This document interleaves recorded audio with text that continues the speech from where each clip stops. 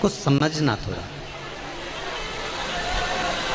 कि गुरुजी बार बार बोलते हैं कि मंदिर में जाकर जल चढ़ाओ, मंदिर में जाकर पूजन करो, मंदिर में जाकर पशुपति व्रत करो, मंदिर में जाकर आराधना करो, मंदिर में जाकर भगवान शंकर को बेलपत्र चढ़ाकर खाओ, मंदिर में जाकर दुर्वा चढ़ाकर खाओ, मंदिर में जाकर भगवान को जल समर्पित करो। गुरुजी ये क्यों नहीं कहते कि घर में शंकर जी का शिवलिंग है तो उसकी आराधना कर लो, घर में जो शिवलिंग विराजमान है उसका पूजन कर लो, उस पर चढ़ी हुई बेलपत्र खा लो। मंदिर का ही वर्णन क्यों?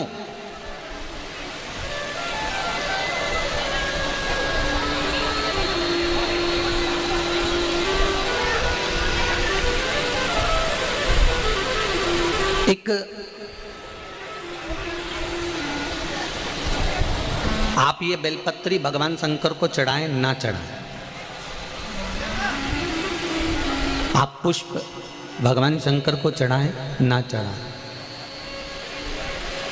आप दुर्वा भगवान को चढ़ाएं ना चढ़ाएं,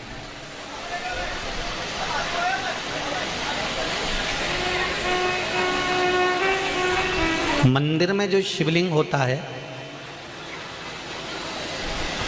मंदिर के अंदर जो शंकर भगवान का शिवलिंग होता है वो स्थिर होता है, और घर में जो शिवलिंग है वो स्थिर है क्या? उसको तो तुमने उठाया, उठा के थाली में रखा, स्नान कराया, वापस बिठा दिया।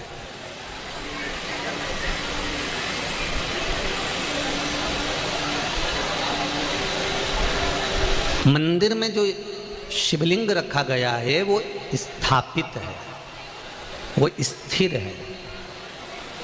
स्थापित शिवलिंग की एक महत्वता सबसे ज़्यादा होती है कि उस पे अगर बेलपत्री चढ़े तो ठीक, फूल चढ़े तो ठीक, सामग्री चढ़े तो ठीक, जल चढ़े तो ठीक।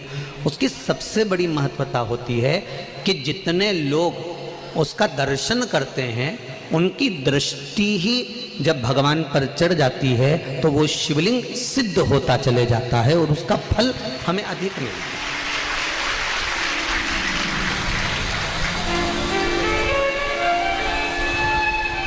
उसका फल हमको अधिकता में प्राप्त होता है।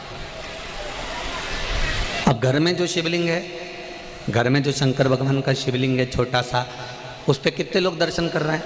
आपने कर लिया, पति ने कर लिया, बच्चों ने कर लिया, या घर में जो सास ससुर हैं, परिवार है, कुटुंब है, उसने दर्शन कर लिया, या आपके कोई मेहमान आ गए, आपके कोई रिश्तेदार आ गए तो उन्होंने दर्शन कर लिया। समझ लेना जरा अच्छे से हो। अब घर के शिवलिंग पर परिवार वाले ही दर्शन कर रहे हैं, परिवार के लोग ही उसको दर्शित हो रहे हैं, दर्शन कर रहे हैं, पूजन कर रहे हैं। पर मंदिर का जो शिवलिंग होता है, कोई ज़रूरी नहीं है कि सब जाकर बेलपत्र चढ़ाएंगे, सब जाकर फूल चढ़ाएंगे, सब जाकर चावल चढ़ाएंगे, या एक लोटा जल सब जाकर चढ़ाएंगे।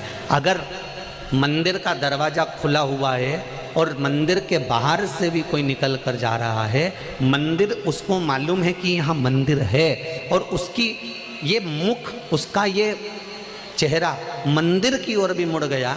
भले गाड़ी चढ़ा रहा था, गाड़ी चलते हुए जा रही थी, भले उसको शिवलिंग दिखा ना दिखा, पर उसका चेहरा मंदिर की ओर मुड़ा तो उसकी दृष्टि का प्रसाद भगवान को चढ़ चुका था, भगवान उसको स्वीकार कर चुका था।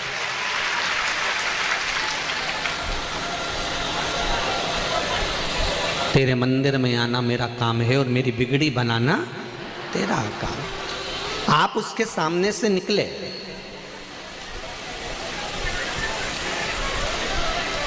आप उसकी चौखट पे से निकले और उसके सामने उसकी चौखट से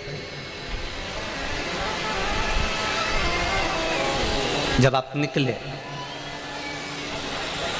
तो मात्र आपका मुख घूमा और उसने आपकी भक्ति को स्वीकार कर लिया। अब एक बात हमने पहले कही थी, आप लोगों को ध्यान में है कि नहीं है? वैसे तो मुझे उम्मीद है कि छत्तीसगढ़ के लोग इतनी जल्दी भूलने वालों में से नहीं है, ठीक है? आप लोगों को सुना होगा, हमने कहा था कोई शिवलिंग जंगल में हो, एकांत में हो, जहाँ कोई नहीं जाता, बोला था कि नहीं बोला था, जहाँ कोई ना जाए, केवल शिवलिंग है, वहाँ कोई जाता ही नहीं है, वहाँ कोई पहुँचता ही नहीं है, और आप वहाँ से निकल कर जा रहे हैं और आपने वहाँ पर एक लोटा जल समर्पित कर दिया या वहाँ सफाई कर दी या वहाँ भगवान की पूजन कर ली, तो वो अधिक फलदायी होता है।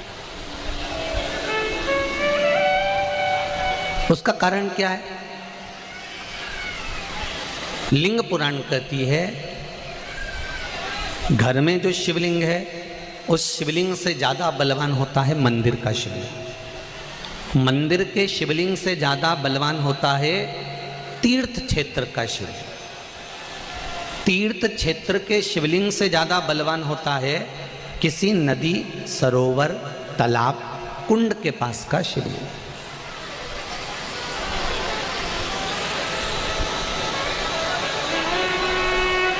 नदी, तालाब, कुंड के पास के शिवलिंग से ज़्यादा बलवान होता है वन में, एकांत में, जंगल में, पहाड़ पर्वत पर, कोई शहर से दूरी पर, गुप्त स्थान पर कोई शिवलिंग है, वो बलवान होता है। अब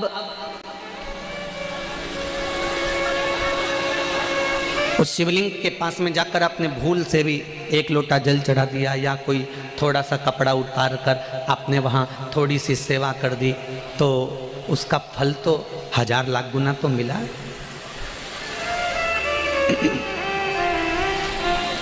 महाभारत की एक कथा है,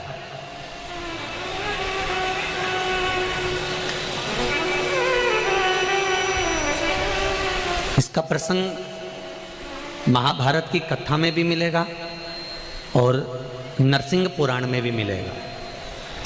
अगर आपको लगे कि सीहोर वाले गुरुजी कौन सी पुराण में से बोल रहे हैं, तो आप किसी ने पूछे तो बता देना नरसिंह पुराण और महाभारत का ये पावन संवाद है। एक बार पांडव जब वन के लिए जा रहे थे,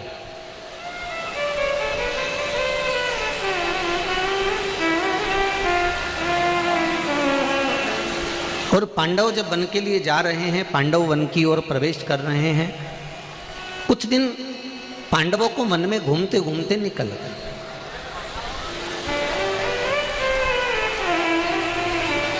जब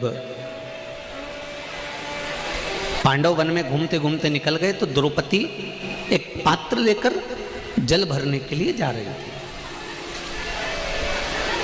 अब द्रौपदी जब जल लेने के लिए गई, द्रौपदी के केश खुले हुए थे, सुंदर भी थी। वहीं पर एक दैत्य अपने दोस्त के साथ जा